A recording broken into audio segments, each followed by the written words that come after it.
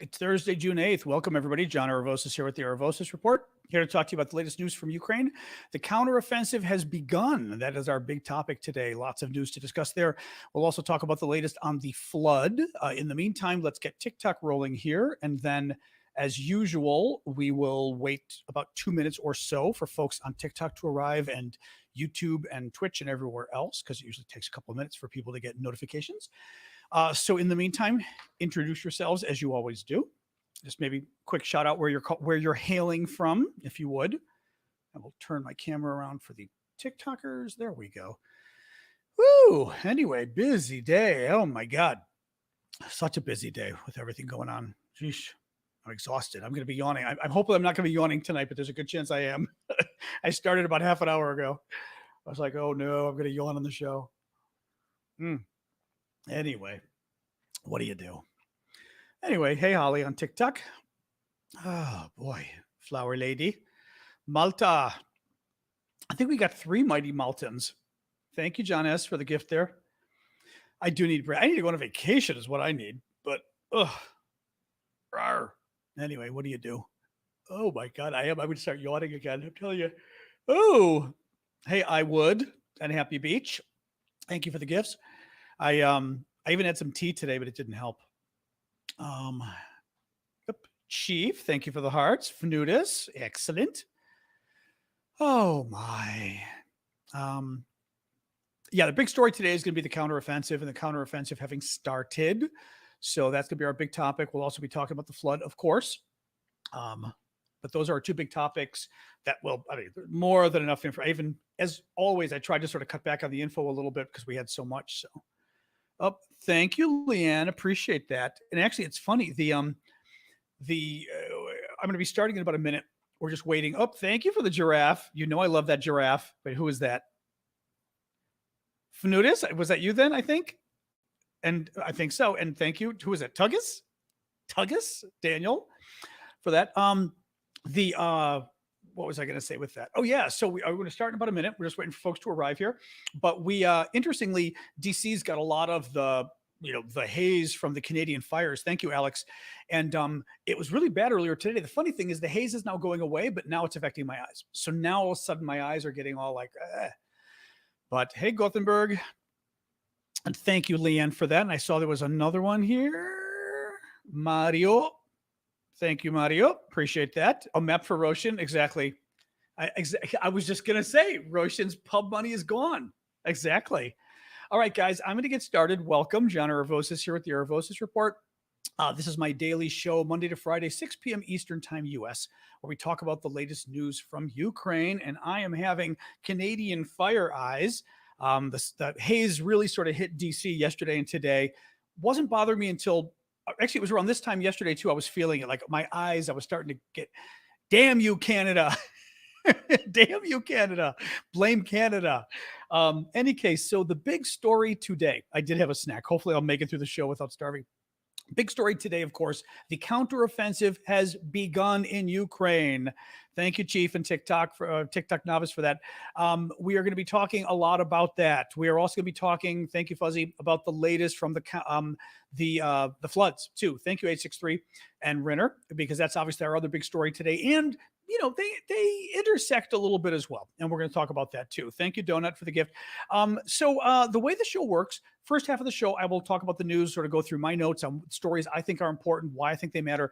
And then the second half, you guys will ask me questions. You can submit your questions on TikTok in the Q&A link that's in my profile. That way they queue up and I won't miss them. Otherwise, on the screen, they kind of fly by. Thank you, 863.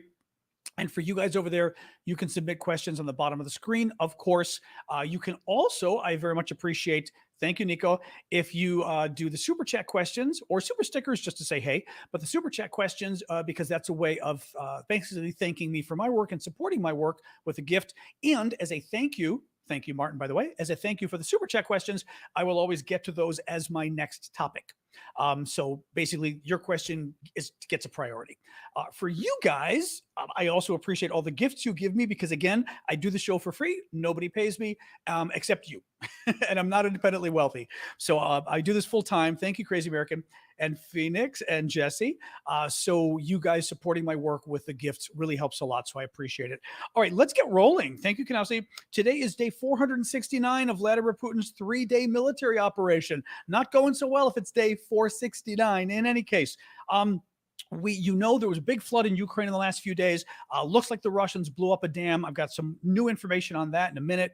But I first wanted to let you know our fundraiser has been going great. I announced yesterday we were doing a fundraiser for search and rescue for the dam victims. And you guys came through like gangbusters. We raised, I have to check with Vlad on the total amount so far. It's around $2,500 or so far. But that is a good amount of money because we were able to buy two basically inflatable boats or dinghies, right, that they can use for searching. We're able to also buy an outboard motor, one of those big motors you can hang on to a boat.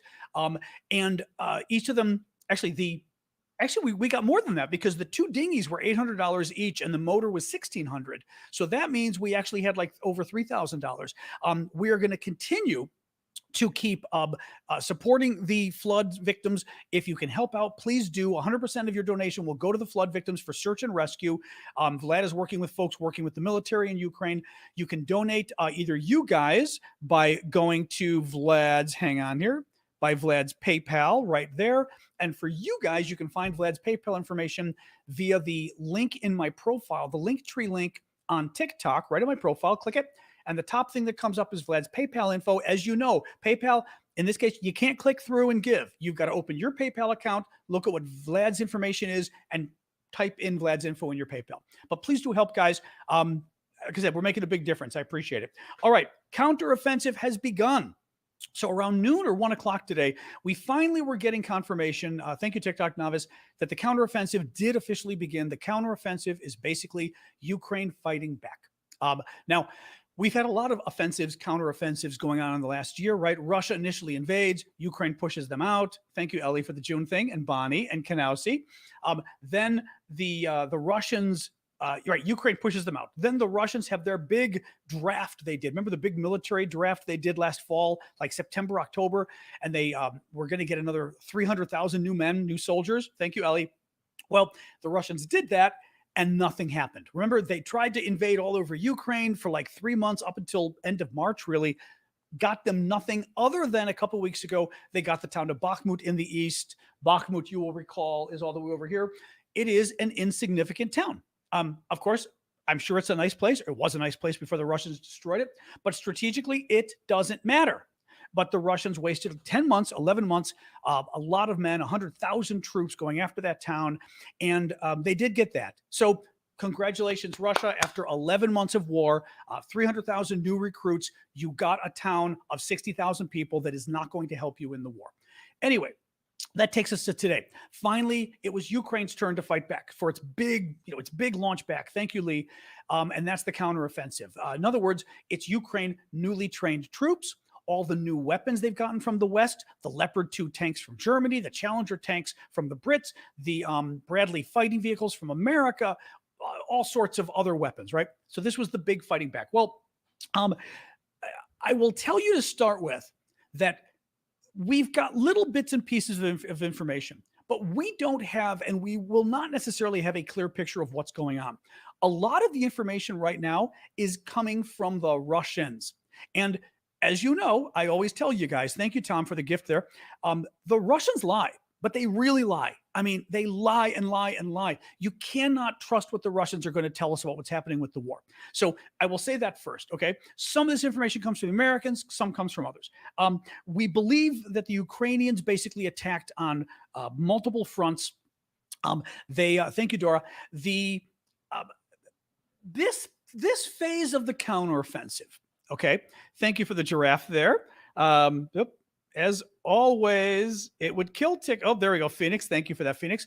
At this point, Ukraine is attacking in multiple fronts, like a number of different areas. Definitely, they've gone for Zaporizhia overall, which is a province and a city. It gets kind of confusing, but the Zaporizhia province more or less is here. Kherson province is over here. That's the province where the flooding is in, right? Now, a lot of folks think that there wasn't going to be much of a fight in Kherson even without the flooding because Ukraine would have had to cross the river. And for them to cross the river, they would have been sitting ducks coming across the river and the Russians would have killed them. So some of the top defense experts say they don't think the flooding mattered in terms of changing Ukraine's plans because Ukraine probably wasn't going to come across the river anyway. What they were probably going to do, which we now know they're doing, was coming into Zaporizhia province over here. Now, why does that matter? Thank you, was that Six Fox and Rainbow Rain? Zaporizhia matters because if you look at the area that the Russians control in Ukraine, it's all of this, okay? Crimea, Zaporizhia, a lot of the province. Kherson, a lot of the province. Zaporizhia, a lot of the province. Donetsk, about half the province. Luhansk, almost all the province. More or less, this is controlled by Russia, okay?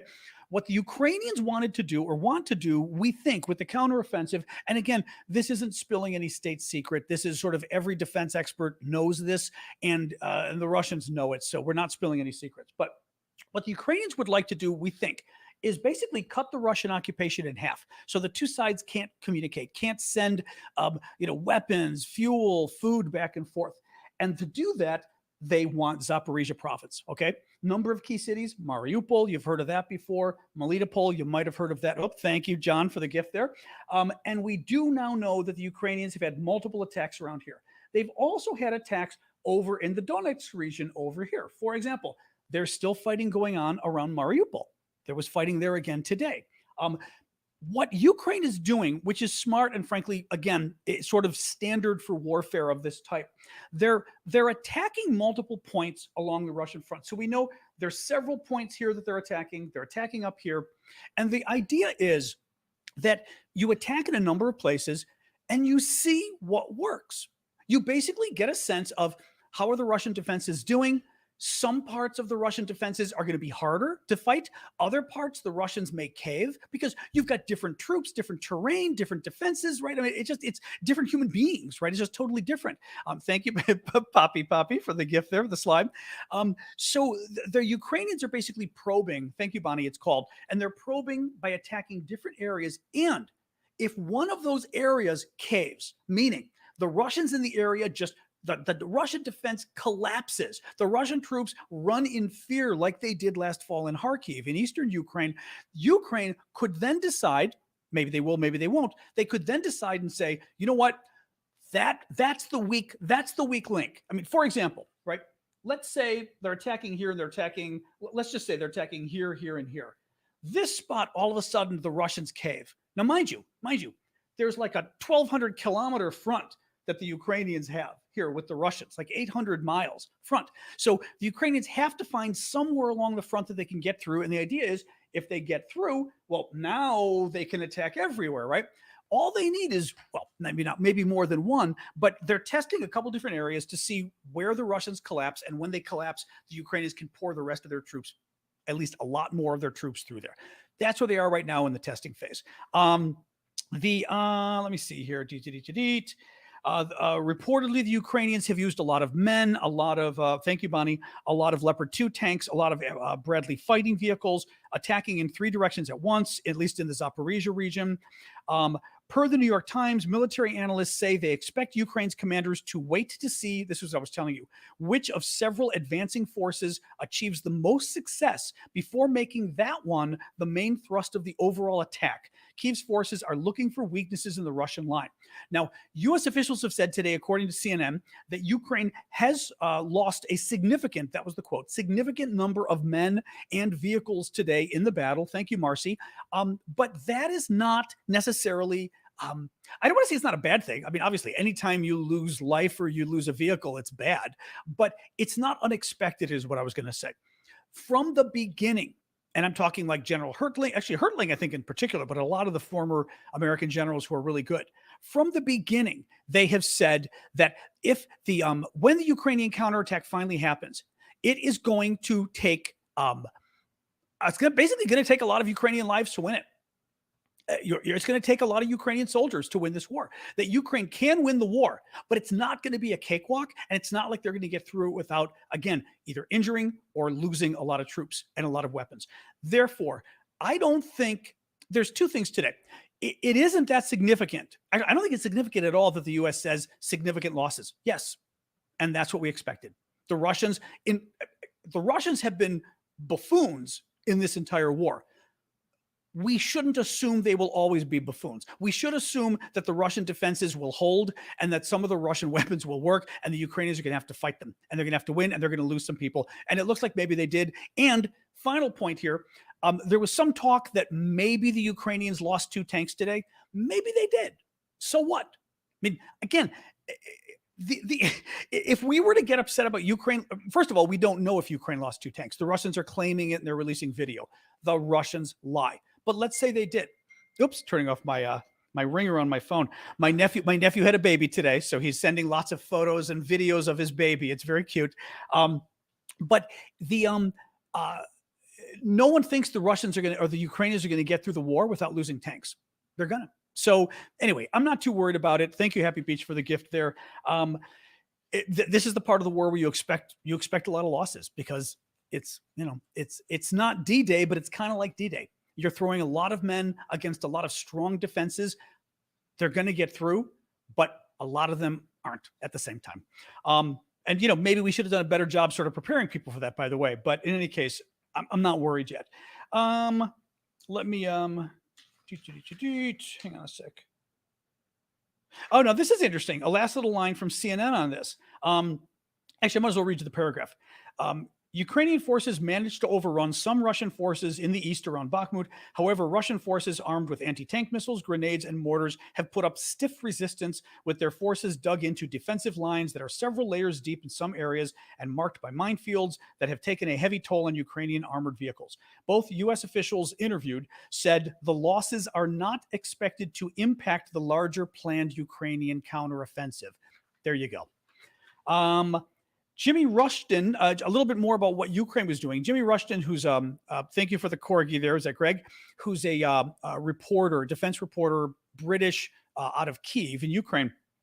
He reported today that at least 3 British Storm Shadow cruise missiles are believed to have attacked Russian forces stationed at an industrial complex in Luhansk. Luhansk, again, being this Ukrainian province in the east that Russia is currently occupying. Also, Ukraine reportedly bombed Berdyansk today. Berdyansk is a town right here along the sea that, again, Russia is occupying, whereas Berdyansk, of course, right in the middle of Zaporizhia, which is the province the Ukrainians probably do want to go after, and it's the one they're going after. Let me just give you a quick pitch for my fundraising thing because I got to do it so we can keep doing the show. But I've got a website set up, Ko-fi.com. It's actually ko-fi.com/Aravosis. You guys, let me pull it off here. You guys can find it very easily at the bottom of the screen. For you guys, you can just go to my TikTok profile. Thank you, Jedamam. Click the Linktree link. And the first thing that comes up is our fundraiser. Second thing is the Ko-fi website or coffee, however you want to pronounce it. It's just a simple way to donate to my work.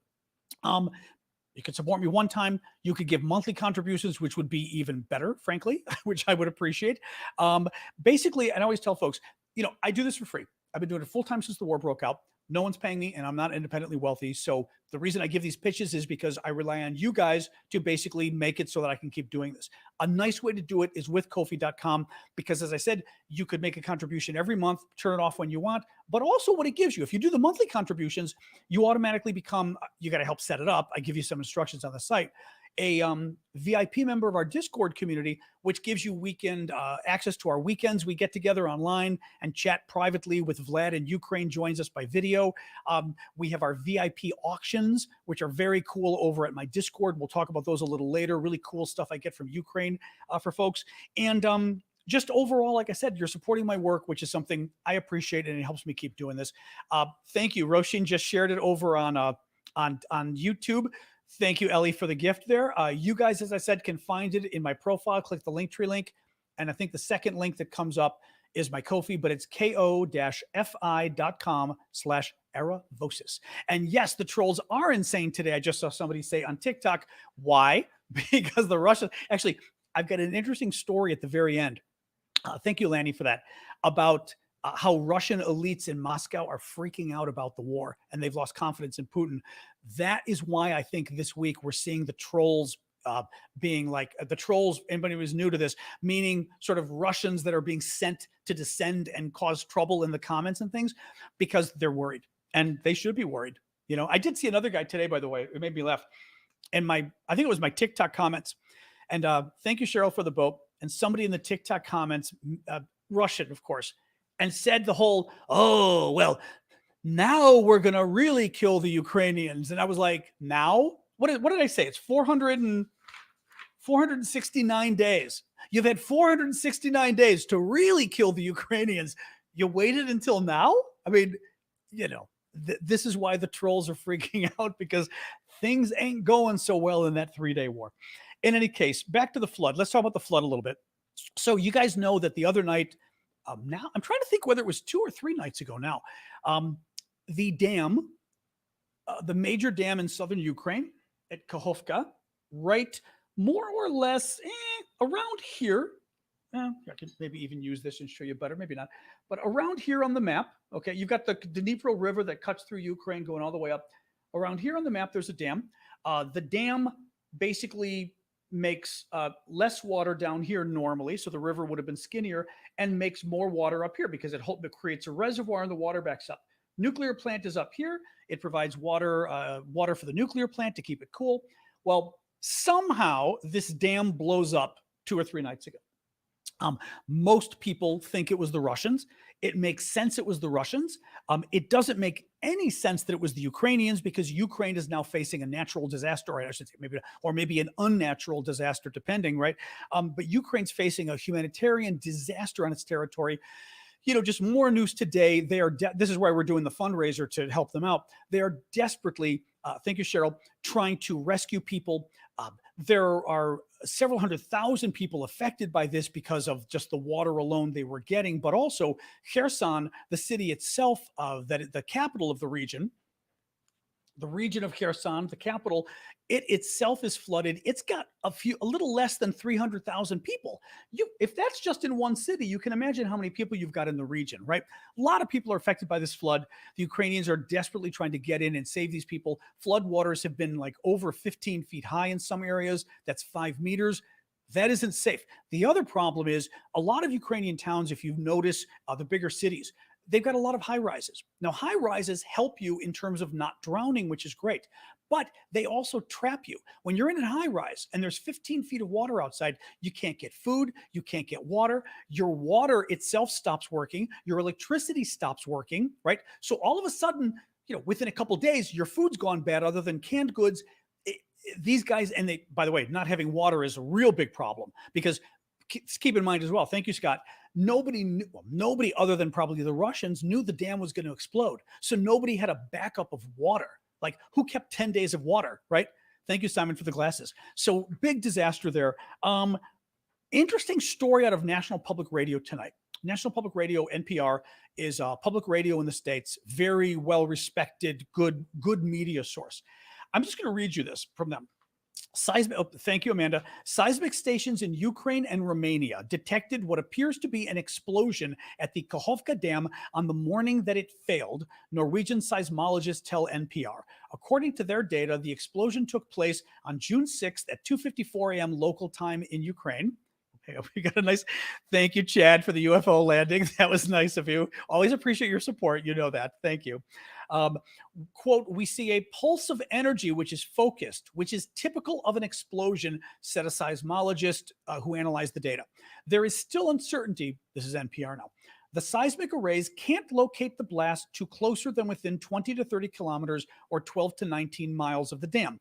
But the experts say that explosions in this particular part of Ukraine are rarely seen, and so a blast due to something else would be an unusual coincidence, especially if explosions are rarely seen and there's an explosion around the time that everybody else says.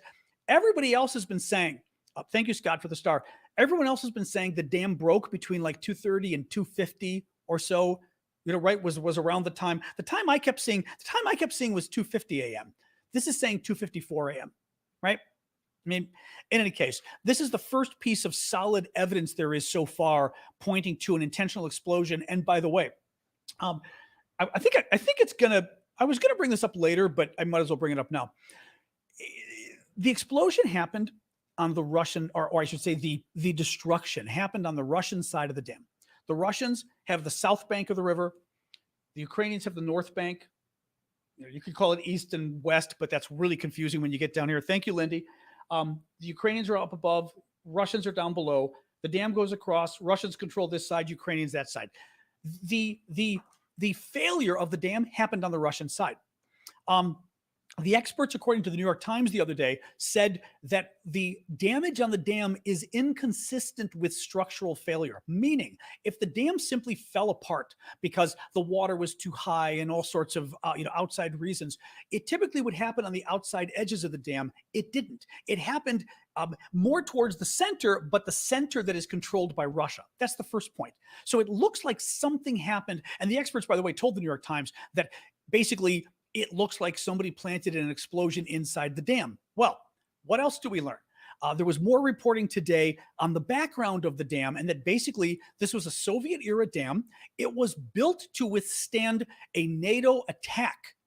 In other words, they built this so that NATO fighter bombers bombing this dam would still be unsuccessful. That means Ukraine would not, because the Russians are still saying, oh, the Ukrainians fired artillery or missiles at it. Ukrainians don't have the kind of missiles that could blow up the dam. Artillery, expert the other day I saw on Sky News said, artillery shell would bounce off the dam. It might leave a mark. It might leave a mark. It might not leave a mark. Okay.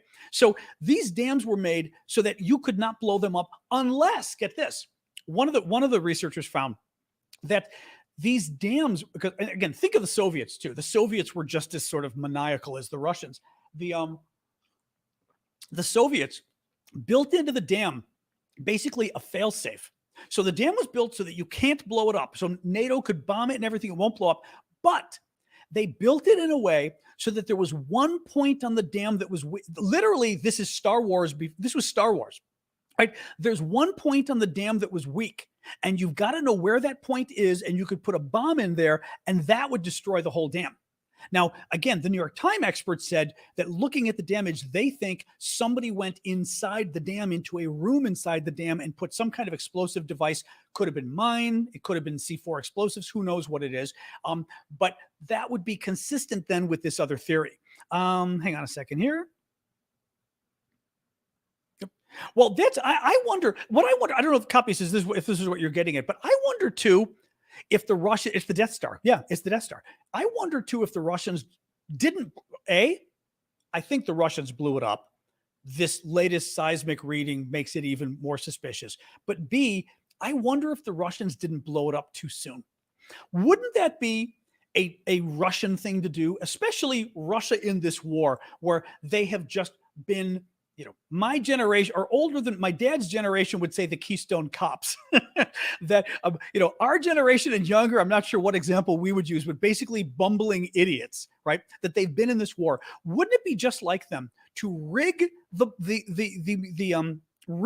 dam, basically hold it as a just in case, and frankly, typically, you would want to blow up the dam once the Ukrainians invaded. If the Ukrainians crossed and successfully took the dam and successfully, basically, if Ukraine had invaded and crossed the river and got to about right here, then you would have wanted to blow the dam, because then you would have drowned the Ukrainian troops.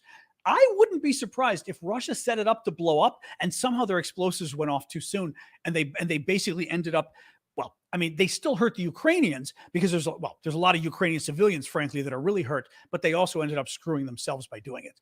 Thank you, Chad, for the llama. Little more here. More llamas from Chad. More llamas from Chad. Chad is going on a llama thing. I do like the llama thing. I think the llama's cool.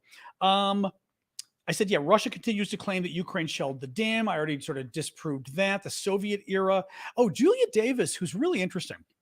For any of you, thank you, Michael, for that.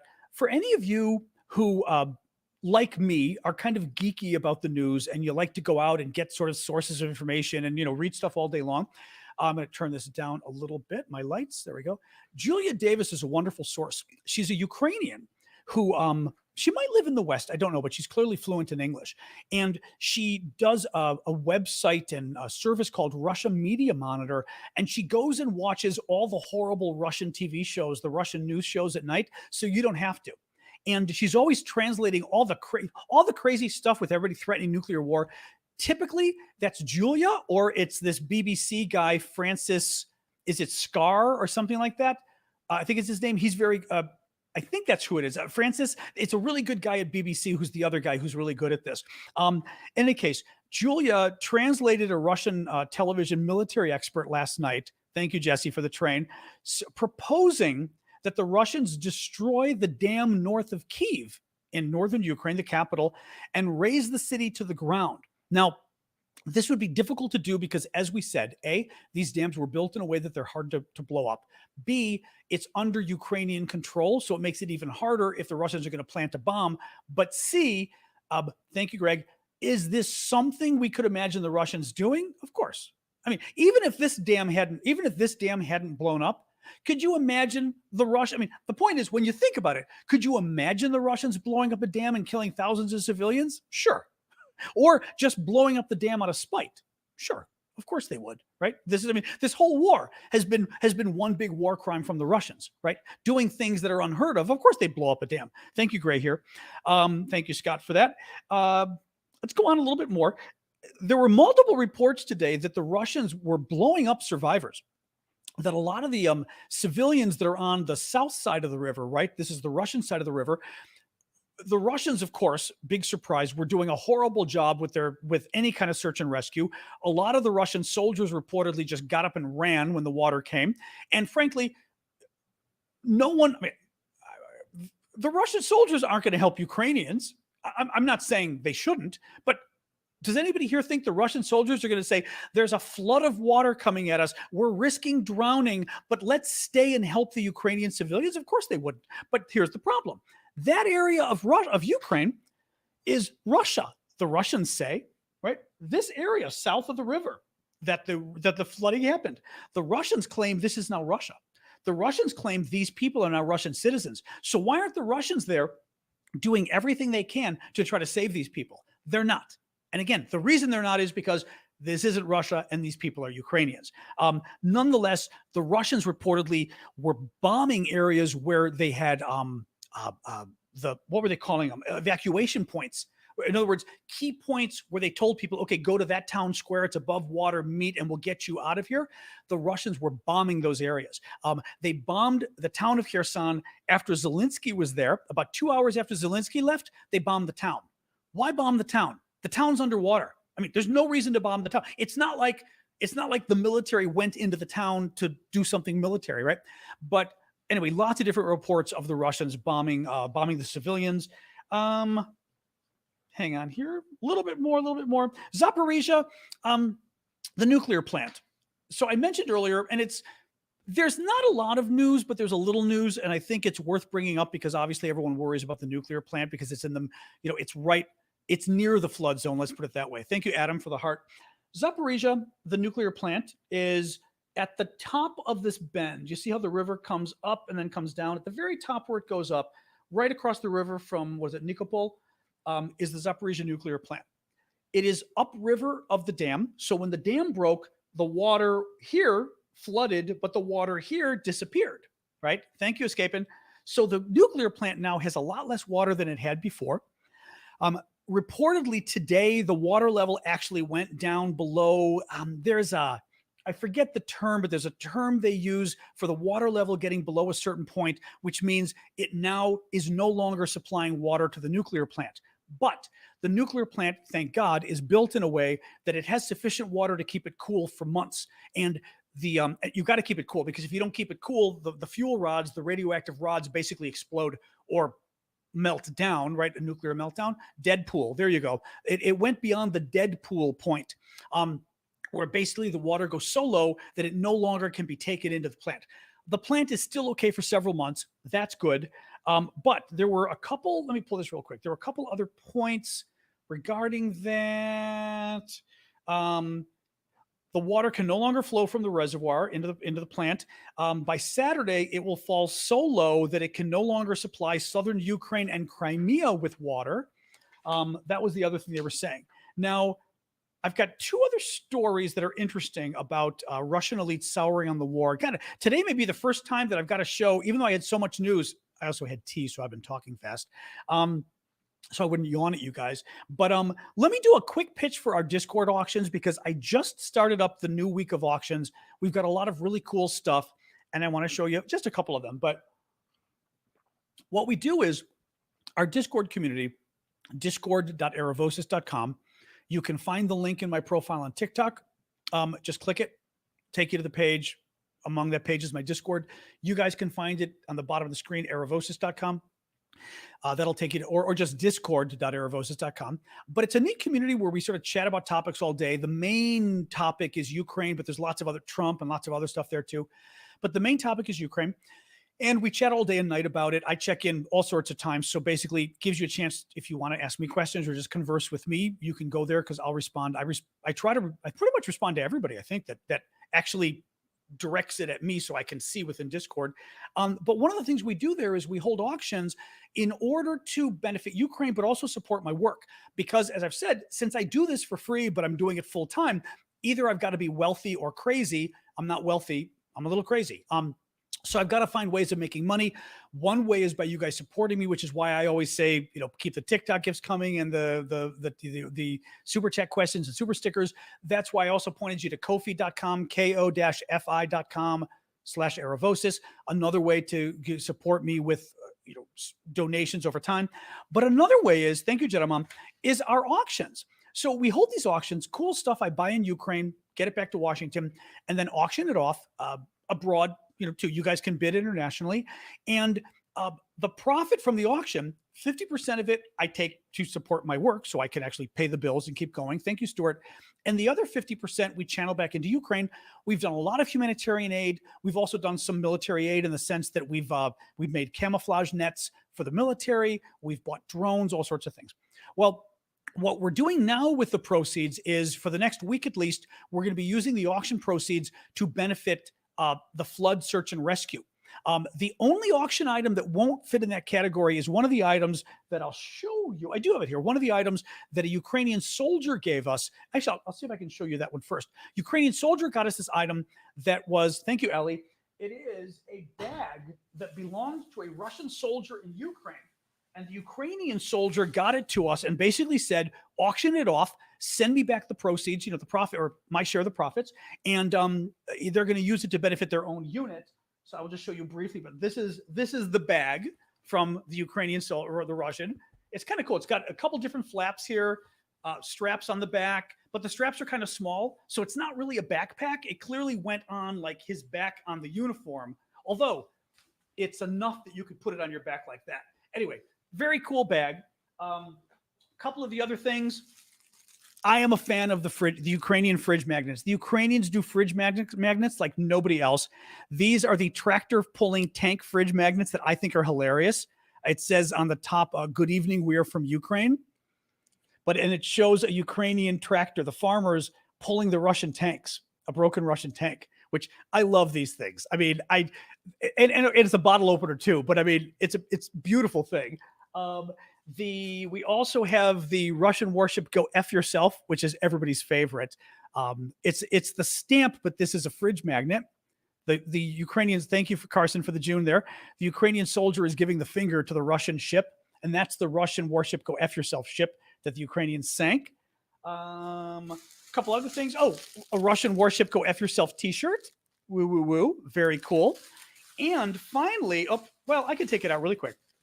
A Ukrainian Special Forces, I should say a sweatshirt devoted to the Ukrainian Special Forces, which is neat too. And of course, it's all in Ukraine. It's based on a stamp from the Ukrainian post office that is honoring the Ukrainian Special Forces. So it's a copy of the stamp on the sweatshirt, but really cool. Anyway, there's lots more. I don't want to sort of take the time. I mean, it's a lot of cool stuff. I don't want to sort of take the time and bore you guys with all. Thank you, Scott, for the hat. Bore you guys with too many of these things. Thank you, Chad. Chad is like my benefactor here. Oh, whoa. Oh, this is one of the ones where you put multiple gifts inside. Chad, you animal. Thank you. Wow. Oh my God. How many can you put in that thing? Thank you so much.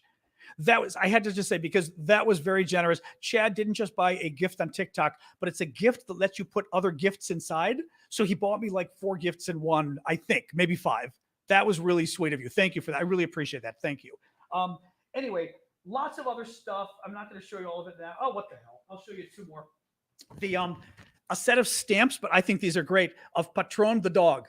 Patron is the mind sniffing dog that's very famous in Ukraine. I've got these in plastic so I don't get fingerprints on them, but they're really cute and they're stamps, and people really like these. The stamps are really fun. And finally, I like this. We'll see if people are into socks. I mean, I try to basically pretty much, I love the auctions. To me, it's fun. I mean, the money's okay. Most of the money I get is actually from the gifts you guys do here and stuff. But the money's okay. But I enjoy it because I like sort of partaking in the Ukrainian culture and sharing it with people, and it's fun. These are hilarious. My friend Vlad in Ukraine, who's been doing all our humanitarian work for us, coordinating. He's the guy I have you guys sending the donations to. Vlad sent these socks, and I was like, okay, you sent Ukrainian socks? And he goes, yeah. Well, this one in particular, I love. Now, I'll say the Ukrainians are going to love this anyway. But for the rest of us, I'll show you guys and then tell you. It says basically, my heart beats to the rhythm of the Ukrainian armed forces. Now, for Ukrainian armed forces, it's got ZSU on the bottom, which is the abbreviation, with the little EKG, and then the heart is the Ukrainian flag. I think they're really cute. Anyway, who knows? Maybe we will. Maybe we won't get more socks. But I think Callum bought, I think, the first set, a different set we had. But I think they're cute and fun. I told him, I said, buy us more socks. Anyway, they're size 39 to 42 European, which American, I wrote down, I think it's 6 to 9 American. So you got to have relatively small feet. All right, enough of that. Back to work. Let me tell you the two last stories here. They are fun, Chris, aren't they? I just think the socks are great. Oh, actually, we've got a super chat question and then the last two stories. This is bad because I'm having my tea and I can tell I'm flying, but at least I'm not yawning at you guys. Martin DeYoung asks a super chat question. I have heard that shortly after the dam burst, the pro-Russian governor of Zaporizhia first tweeted, thank you, DMR, that there was no missile attack on the dam. Thank you, Well-Ainty. Then later said, sorry, a sly fox. I'm like thanking people because I can tell in the corner of my eye they're giving me TikTok gifts and I don't want to ignore them. First tweeted there was no missile attack on the dam. Then later said there was after an urgent call from Moscow. Interesting. Initially, I vaguely remember initially there was some kind of thing like the Russians were saying there's no damage or something weird like that. And everyone was like, what are you talking about? There's no damage.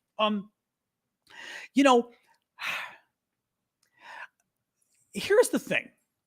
When disaster hits, the Russians fall apart at the seams. But what I mean is that is a typical thing for them.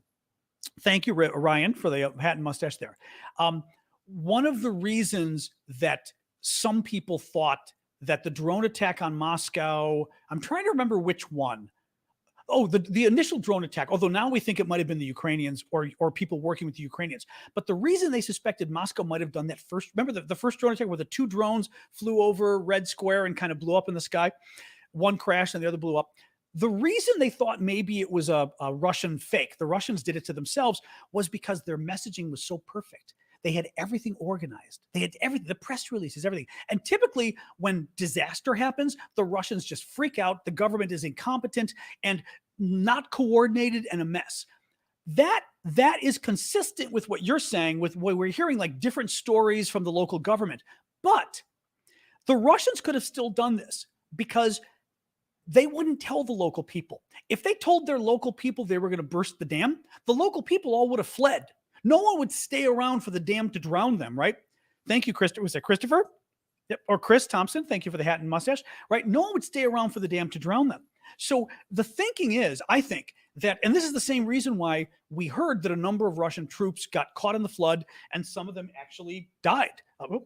You want to go back in? My dog is like hovering beneath my table. There you go. She's climbing into her bed and wanted me to pick her blanket. She's kind of cute. But I think the reason, or part of the reason why a number of the Russian soldiers died or got caught in the flooding is because, as I said, they couldn't warn them. If they warned them, they'd leave. If you had a mass exodus of Russian troops and Russian officials from that area, everybody would be going, what the hell's going on, right? It would have, and frankly, even worse, thank you, Kanowski, after the dam burst, it would have been proof. Okay, first we would have said, what's going on? Like, why are they all leaving? Do they think they're going to lose? What is it, right? But then the dam bursts a few hours later. Then we'd know that they knew in advance. I think they set it up. They set it up so that the dam burst and it killed their own soldiers. It killed a lot of their own officials and people they claim they care about so that they could cover it up. Keep in mind, Putin, it is widely believed, blew up a number of apartment buildings in Moscow and around Russia back in 1999 in order to pretend that it was Chechen terrorists. It was not Chechen. We do not believe it was Chechen terrorists. We believe it was Putin, but he blew it up to create this like, oh my God, terrorism everywhere. You need me, strongman Vlad. And the presidential elections, I think it was, were a few months later.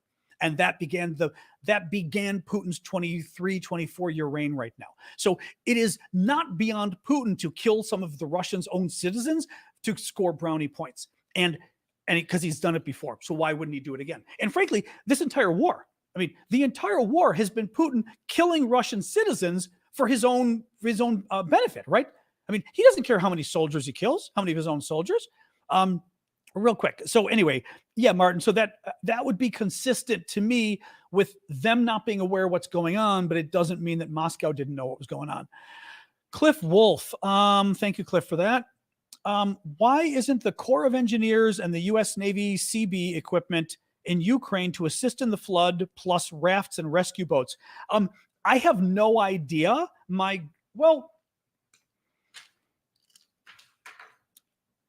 I guess we don't really know. First of all, the U.S.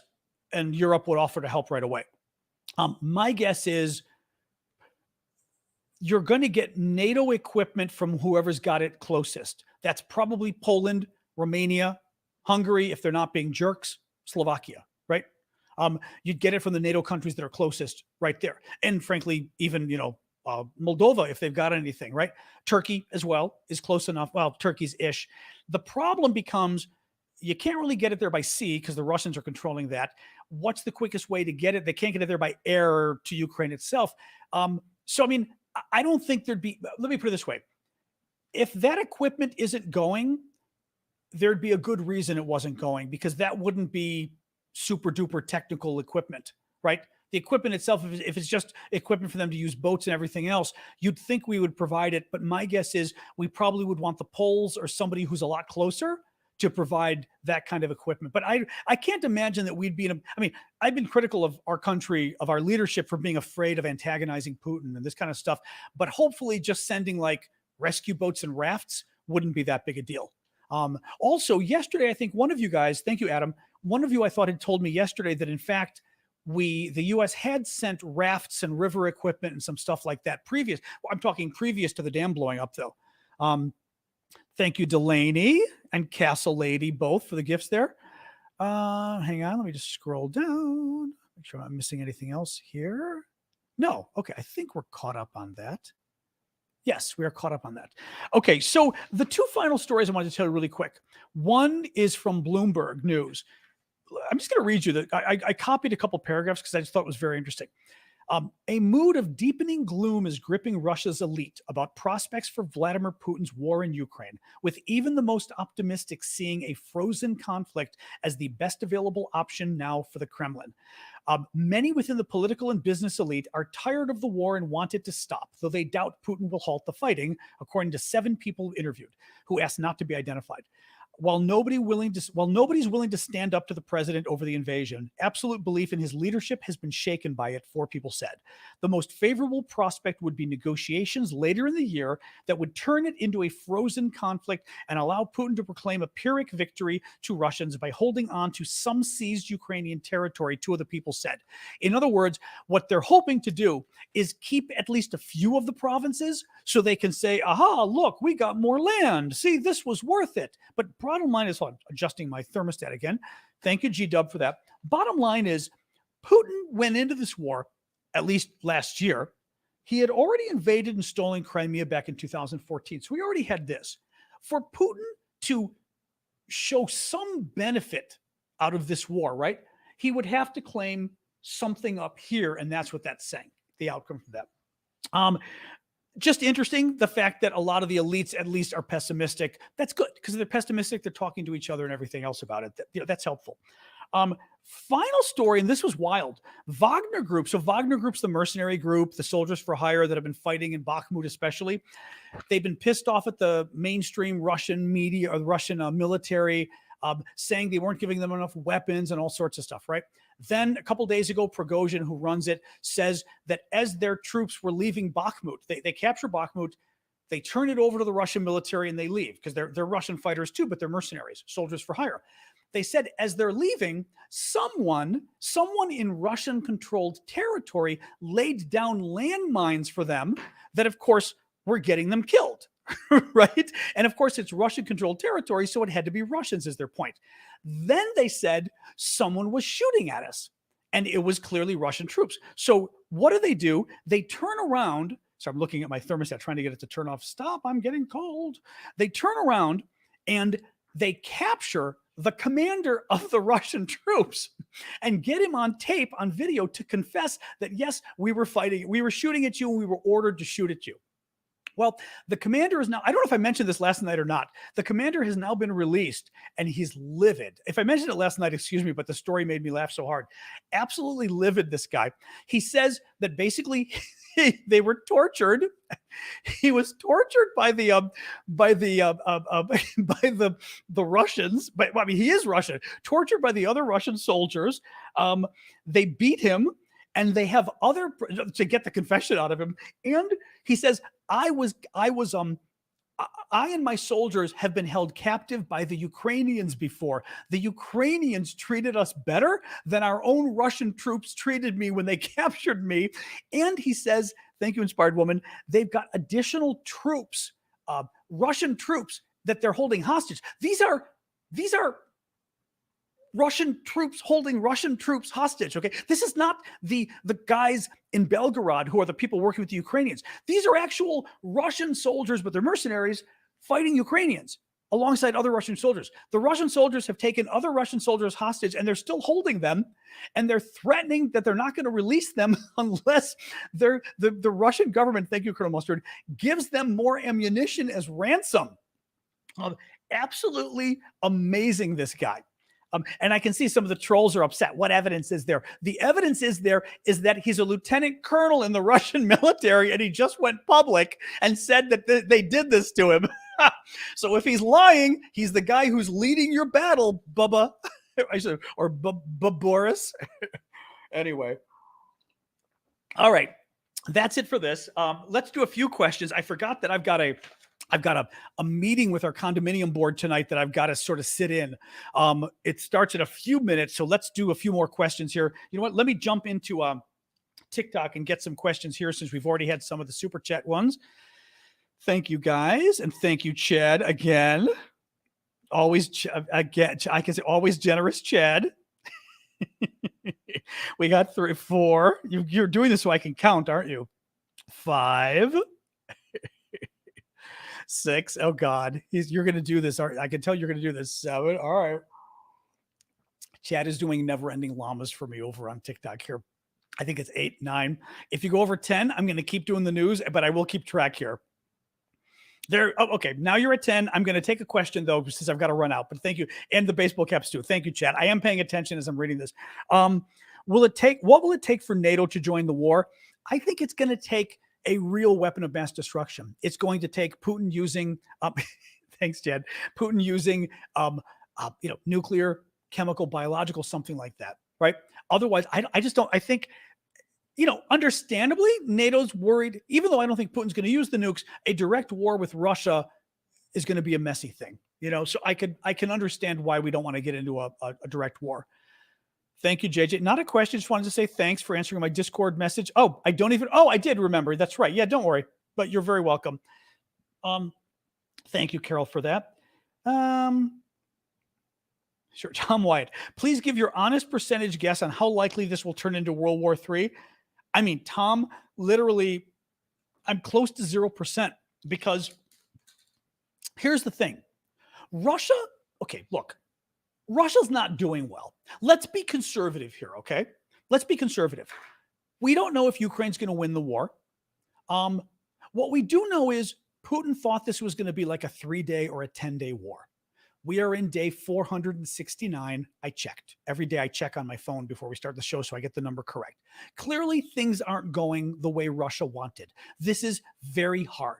As that story that I read earlier said, at best, Russia might be able to get some of Ukraine's land, but it won't be worth all the death that they caused just among Russia. Right? 200,000 Russian soldiers either injured or killed, right?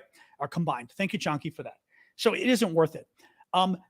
Russia right now is having a hard time beating Ukraine, at least having a hard time beating Ukraine, right? It almost, if anything, it seems like they're kind of like this, right? But clearly Russia's not moving ahead. Imagine what would happen to Russia if NATO joined the war, if this turned into World War III, right? Thank you, Pam Pam. Imagine what would happen if the US joined, if Poland, France, Germany, the UK, Canada, Norway, so many different militaries I can't count. Russia would lose. There is, as much as we don't want World War III, you know who wants World War III even less than we do? By the way, thank you, Courtney. Russia, because they would be destroyed. We would win. There's two scenarios. World War III happens. Russia either nukes everybody, but if they nuke everybody, we nuke them, Russia dies. Option two, we don't go nukes. And what happens? Russia dies. Because, Russia doesn't die, but Russia loses. Because our forces would overpower Russia's forces. NATO's got way better military and way more than Russia has. As you can see with the fact that Russia with Ukraine is... I don't want to say it's a tie, that's too simple, but it's kind of a tie right now in a sense, right? They've been like this for months. If all of NATO joined, Russia's toast. Russia wants us to stay out of this war even more than we want to stay out of this war. That's why I don't buy the World War III stuff. Because if you're Russia, World War III is the worst scenario possible, because then you're dead. Because World War III isn't China and everybody coming to Russia's rescue. World War III means all 31 NATO countries, possibly Sweden too in a month. Thank you, Paula. All the NATO countries join in and they start fighting for Ukraine too. Not even fighting for Ukraine. They start fighting Russia directly. Anyway, that's why I'm pretty positive about not World War III happening, because the Russians are even more afraid than we are. So, all right, let me look here. Boop. I'm looking for another question or two here before I got to run. Did Ukrainian troops get killed during the flood? I don't know. We've heard of civilians being killed. The Ukrainian troops in principle, well, the thing is, and I'd have to I don't recall. Clearly, Ukrainian troops were on the north side of the river. I seem to recall, there's a couple things. There was fighting going on this spit. I don't quite recall if Ukraine had finally gotten some of the spit, this little bit of land sticking out. I don't recall if Ukraine had gotten some of it. I thought they did. And that area clearly you'd think is going to flood to a degree. I thought there was an issue with some of the land over here by Kakhovka, maybe, that the Ukrainians had gotten a little bit of it, but I don't recall. I don't think so, because then they'd be on this side of the river. So I'm not convinced that the Ukrainians necessarily would have been in a position where their troops. Thank you, Courtney. Having said that, it's possible the northern bank is. Oh, that's interesting. Red is saying the northern bank is higher. Okay, so if the northern bank is higher land, you'd have flooding, but it wouldn't be necessarily putting them in because the problem is you've got 3 a.m. You've got flooding happen at 3 a.m. So the question becomes, how high are you on the land, and how quickly is the water rising? So if you're on land that's higher up, hopefully you're in a better situation than the folks that are lower down. Waist deep. Okay, interesting. Will Putin be overthrown? Nobody thinks he will at this point. Because he spent over 20 years solidifying his power, and he's a really good spy, basically. And he may not be a good military leader, but he's good at running. He was with the KGB, Colonel. Thank you, Courtney. And he's good at the spy machinations, keeping an eye on everybody, killing people who oppose him, this kind of stuff. So the idea of overthrowing him would be very difficult. It might take a popular revolution. It would probably take the defense people taking him on. It would take certainly the secret services, being like the spy services and all of those guys taking him on.